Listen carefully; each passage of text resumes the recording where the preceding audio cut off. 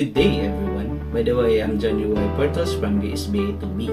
I am going to present today about the history and evolution of Eskrima, Kali Arnis as the Philippine National Martial Arts and Sport for the Republic Act 9850. So Arnis enjoyed the status of the de jure national sport of the Philippines. It is a martial art characterized by the use of swinging and twirling movements, accompanied by striking, thrusting, and parrying techniques for defense and offense. So having been handed down from generation to generation for centuries, the discipline hones the skill, speed, accuracy, and agility of each practitioners. So its history. Arnis was developed by the indigenous populations of the Philippines who used an assorted range of weaponry for combat and self-defense.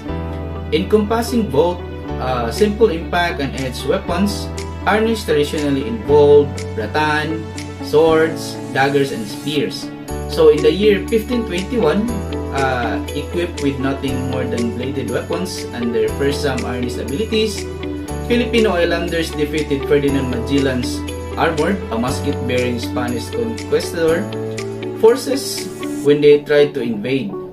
So when the Spanish eventually returned and successfully conquered parts of the Philippines, the traditions of Arnis were preserved despite its prohibition in the forms of ritual dance, performance, and mock battles. While earlier Filipino martial arts were influenced by Spanish colonization, the modern forms had been affected by the country's contact with both the United States and Japan after gaining independence in the year 1898. So just over a century later, in the year 2009, the government of the Philippines declared Arnis to be the martial art and national sport of the Philippines. So its culture and traditions.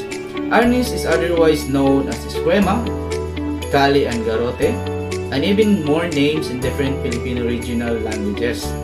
Although Spanish influence had a pacifying effect on Filipino martial culture, the original warrior ethos has persisted and remains in the fringe of the art.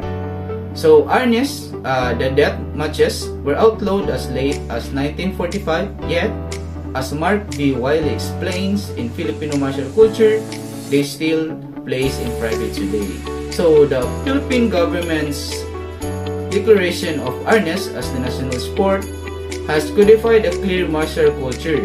This should begin to develop an accessible story of Filipino cultural heritage that the outside world can grasp, like Japan did the Edo period or the year 1603 to 1868, and as post-cultural revolution China has done with Wushu.